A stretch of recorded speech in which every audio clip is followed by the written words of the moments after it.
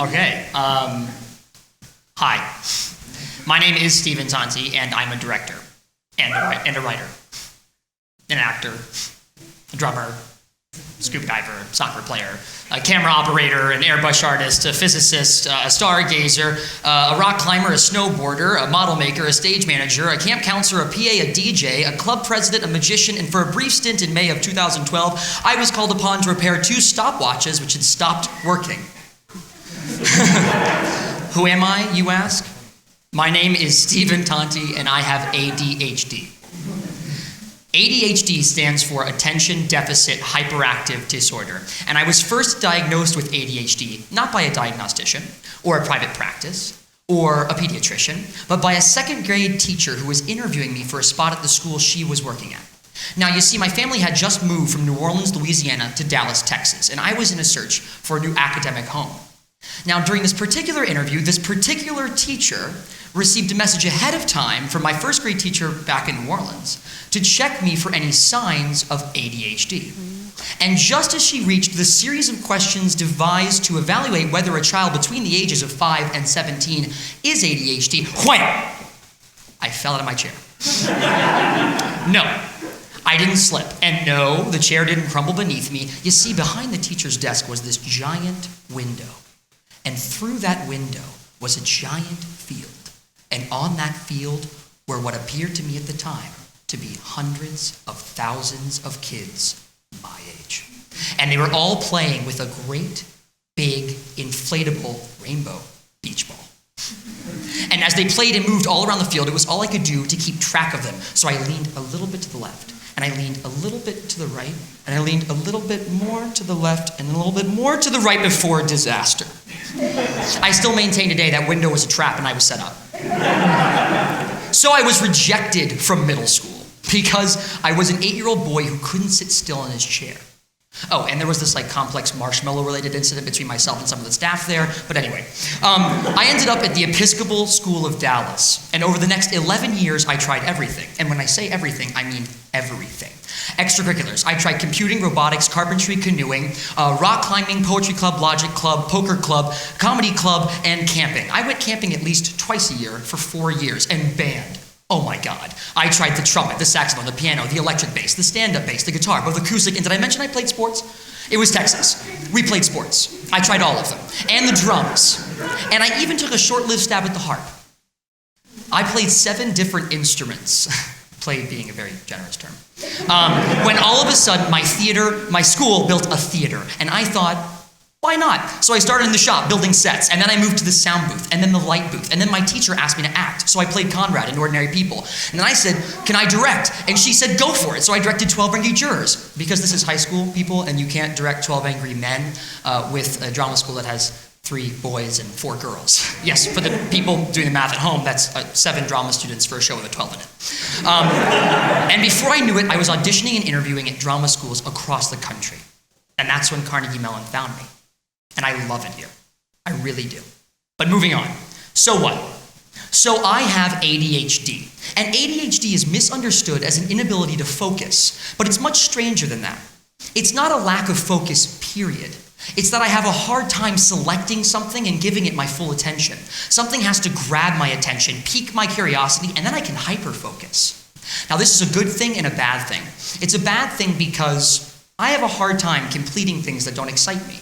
And we live in a world where you have to read your textbooks and pay your taxes. And yes, big textbooks with no pictures frighten me. And no one likes handling taxes. Well, actually, some of you might like that. But the upside is, when something does pique my curiosity, I become obsessed and I hyper-focus. I spend a lot of time with film. I can spend upwards of 12 hours in a row editing clips, sometimes until 6:30 in the morning. In the theater, when I have to put a show up, I'll pull 15-hour days for weeks on end, and I enjoy that. I love that. I can read a 500-page novel that I love much faster than a 1-page article I don't care for. It's easier for me to see the big picture.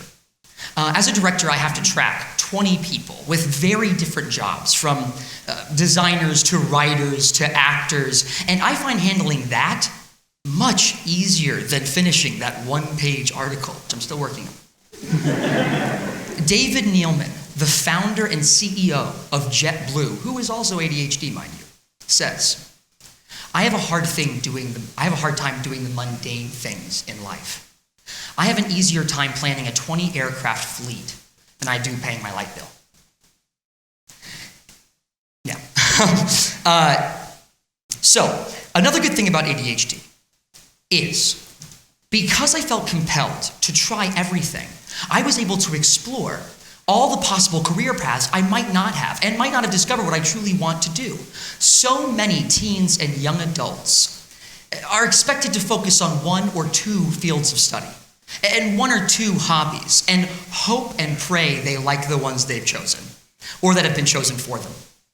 My job is to tell other people's stories, and I find an easier time doing that when I can draw from all of these other perspectives. It's easier for me to see the world through the eyes of a drummer because I've tried that. It's easier for me to see the world through the eyes of a graphic designer because I've tried that too. ADHD is a difference in cognition, not simply a disorder. We are attention different, not attention deficit.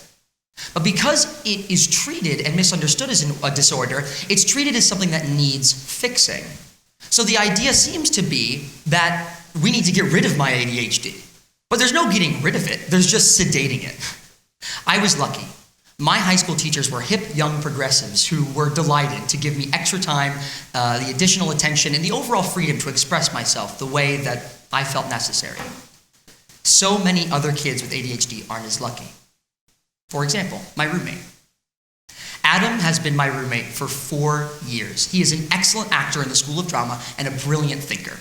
We both grew up in Dallas, Texas, and we both have ADHD. Adam's high school was different. Now, even though he grew up only 15 minutes north of me, Adam's high school had harsher penalties for falling out of your chair. Now, you see, when you're a kid diagnosed with ADHD, your doctor administers a series of amphetamines, and everybody waits, because no one has a clue how you'll react. You might get more calm. You might become depressed. You might lash out at the people around you. Now, the difference between Adam and me is when a new medication may cause me to act out, my teachers immediately advise my doctors that I change my medication. However, when Adam tried a new medication, his teachers wrote this in his report. Adam is less motivated, less animated, and less involved in class activities, but at least he's quiet now. We need a healthier understanding of people with ADHD, and it starts at home. I had a mother and a father who supported every obsession. I distinctly recall my father asking one day, "Son, you're only 14. What could you possibly want with an air compressor?" To which I responded, "I want to airbrush t-shirts and shorts and sell them to my classmates and friends." All right then. And he would go out and he would get it, and I would play with it, and I would obsess over it. During the summers when I went off my medication and my body was wrecked with the effects of withdrawal, my mother sat by my side, literally coaxing the migraines out of me. With their support, I was able to explore, and my obsessions grew and multiplied, and I was able to maintain my sanity. Schools need to develop a better attitude towards students with ADHD as well, and there are plenty of examples out there. For instance, the Eagle Hill School in Hardwick, Massachusetts. The Eagle Hill School believes that every student can learn, that learning differently requires teaching differently, and that we must educate our kids, our students, to learn about learning in order to form new beliefs in a search for intellectual autonomy. Professors who act more as mentors as opposed to disciplinarians inspire me. When teachers level with me, I feel like I'm more in control, that there's a dialogue regarding new ways of thinking and approaching a problem, focusing, completing tasks.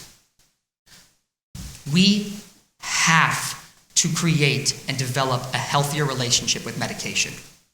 I think that Ritalin, Adderall, Concerta should only be prescribed to someone who can physically handle the effects of these drugs and their withdrawal. 12 is far too young. 16 is still too young. There are so many alternatives to medication. Studies have shown that for some, it's just an added weight or pressure to help them focus. And These things exist. There are weighted pads that help people feel more comfortable so they can complete tasks on time. For some people, it's tics like chewing pencils. So give them rubber-coated pencils. We have to teach kids to teach themselves. It's the best thing that we can do for our kids. And lastly, our society has to embrace cognitive diversity. For example, Special Eastern, or The Specialists, is a Danish organization that trains people with autism and ADHD as consultants in IT and other more technically oriented tasks and jobs. We have to turn this joke around on those who believe that my disorder divides me from my more normal peers. Besides, who here at Carnegie Mellon really qualifies as normal anyway?